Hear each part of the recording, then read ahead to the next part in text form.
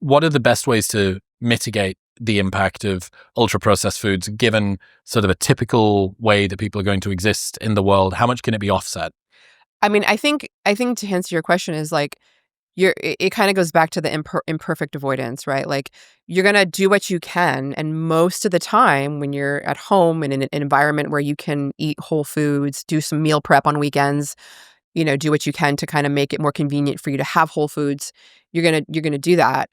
And then when you're traveling or you're going out to have fun at a stadium or whatever, you're going to live your life and have fun and like have the ultra processed foods, right? Because if you're 80% of the time doing it the right way, you're doing good. Mm-hmm. I think exercise, to really answer your question, it's the forgiver of all sin, most of our sins, basically. So if you are exercising and it is a part of your personal hygiene, you're doing it almost every day to some degree. You are mitigating, so the added sugar component, right? You're getting glucose and bringing it into your muscle. You're improving cognition in so many different ways. Exercise plays a role in improving cognition, not only in the short term, but in the long term. Your, exercise also increases butyrate producing bacteria independent of diet. So exercise is actually a stress on the body, on the brain, on the gut. And it actually very, very transiently causes intestinal permeability. But as an adaptation, like exercise does, it does cardiovascular adaptations, your brain adapts, everything's, adapting. Your gut actually increases the production of butyrate producing bacteria so that the next time you exercise, guess what? You have more butyrate around to like really help the your gut be more robust. So I think that there's like, you could just come up with like every explanation why exercise is going to be beneficial for X, Y, or Z unhealthy thing that you do. And it's going to be like, okay, at the end of the day, I am getting that exercise. I'm really doing a good job. Is there a particular type of exercise here? I'm going to guess that you're going to tell me it's high intensity again. Well, I mean, I think it depends on what you're looking for, right? I mean, so if you're looking to build muscle mass and strength and increase testosterone more, we're going to talk about compound lifts, right? Like doing multi-joint compound types of exercises like squats and deadlifts and, rows and overhead presses, shoulder presses, on and on. Like that's going to help you robustly increase your muscle mass, increase your muscle strength, function, and testosterone. Like those are things that are known to affect all those things. Mm-hmm. So, if we're talking about improving cognition in the short term, like you want a quick pump, like let's say you want to remember something, then we're talking a high intensity interval training session short. Like you don't want to like, because you can do a, an hour long HIIT workout and you're just drained after it, right?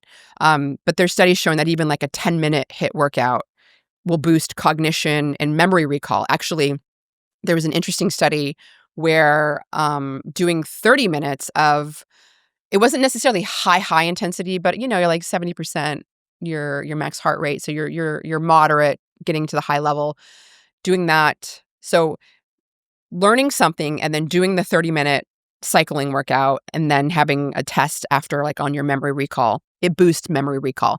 So if you really like, it's a little hack. I use it all the time. I used it today. Like I go through some of my material, do my workout. In my case, I only had 10 minutes, so I did a 10-minute high intensity workout. My favorite is the back-to-back Tabatas. I do 16, intervals. But that's something I use to boost cognition in the short term.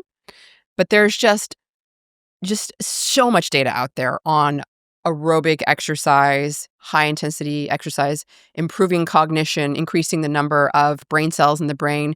There was one study, I think I mentioned it last time on the podcast, this was in older adults. They did aerobic exercise for a year. They increased their hippocampus by like 2%. Usually they're atrophying. Okay, they increased the size of it by 2%. Amazing. Mm-hmm. So I do think like, yes, if you're someone who likes to like, gain muscle, yeah, exactly. You wanna gain muscle. Great. Resistance training is good for the brain too, and there are studies on that as well. But if you want to really have brain benefits and really you want to have your cardiorespiratory fitness improved, you have to add in some aerobic exercise in there. The most time efficient way to do it would be HIIT, because let's say you're like, I'm not going to go run 10 miles a week. Like, I'm going to be lifting weights. I only have so much time in the day, right? That's where the high intensity interval training comes in, because it's very time efficient, right? Mm-hmm. Not only that, when you're getting into that high intensity, vigorous exercise type of workout, that's when you're making a metabolite called lactate. We've talked about this. When your body's working so hard that it has to use glucose without using it through the mitochondria. Basically, it's like you don't need oxygen. You can't get oxygen to your mitochondria quick enough to use glucose, and so you're making energy without the mitochondria, and that makes lactate as a byproduct. Turns out it's not a byproduct. It's an active metabolite that's like amazing, and it's getting into the brain. It's been shown to increase brain-derived neurotrophic factor, right? That's a very important neurotrophic factor that can improve short-term memory, long-term memory. It staves off brain aging.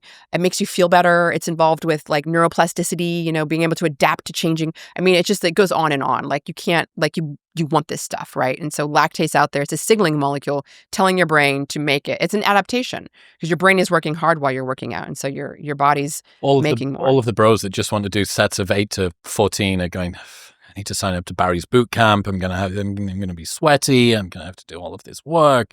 But you convinced me last year, and I've been doing the Norwegian 4x4 as much as I can remember and as much as I can tolerate since then. And that's a really good workout for cardiorespiratory fitness, right? Improving your VO2 max, which is really important for longevity, right? That's a big longevity marker. I mean, if you just think about like sitting here talking, having this conversation, it requires an amount of oxygen to like breathe in and be able to utilize, right? As we get older, like even that becomes hard. So you really want to have a high level. You want to like build it up as much as you can, because you're going to be pulling on it and going down as you age, right? Things like walking to your car. Have you ever seen like an older person out of breath just by like walking to their car, right? So VO2 max, Norwegian 4x4. So this is 4 minutes of like the maximal intensity that you can sustain for that 4 minutes. This is sustainable intensity. And then you have a 3-minute recovery, total light exercise, and then you go back at it again and you do that 4 times. Assault bike. After a year of testing, I've come to believe that the assault bike is the best place to do it. It's actually, it assaults you. Like, it's so hard. I know. Like, it's well, the reason I say assault bike is that with this, what you need is to be able to go very slowly, very easily. So you don't want something you need to strap into or strap out of. So a rowing machine is kind of a little bit ungainly when you've then got to go slow. The same, I guess, a skier you can pick up and put down quite easily. But running on a true form, speeding up, slowing down in that way is just so difficult. And doing it on a static bike, a Carol bike or something else, fantastic. But you do have to work a little bit harder because it's just the lower half of your body. Right. So my preference is bike. Carol bike, great.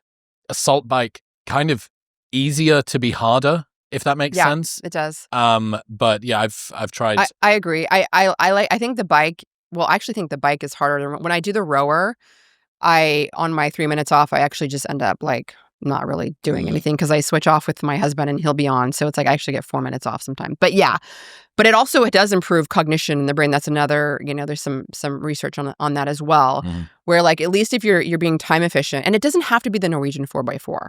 Like you could do a minute on, a minute off, do that 10 times, or you could do Tabatas, right? 20 seconds on, 10 seconds off.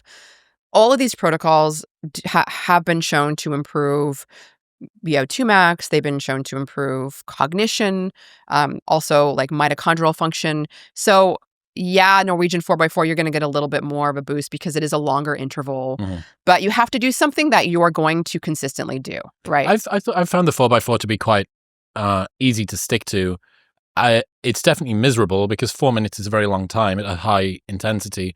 But there's a bit of me when I'm doing 20 on, 10 off Tabata, unless it's a really demanding movement, that just thinks I can't work hard enough. I can't sprint fast enough in this 20-second period, and I can't recover enough in the 10 seconds to that cadence for me. Maybe it's just a psychological thing. That cadence doesn't quite seem to work in the same way. I get it. So when I'm really time strapped, I do my Tabata, which is a 10-minute one, and I agree.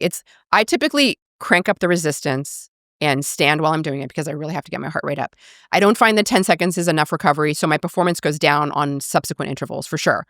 But I do find when I do a 20-minute HIIT workout, so I have 20 seconds on, 20 seconds off, and then I have a little bit of time in between my, sets. Stations or whatever. Right.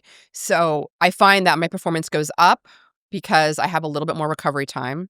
And that I really do like that 20 second on, 20 second off. 20-minute workout is kind of like a go-to if it's Good like sweet spot. It is because, like you said, it's like the 10-second recovery is it's just not enough. And I do notice that my next 5 intervals are not as hard.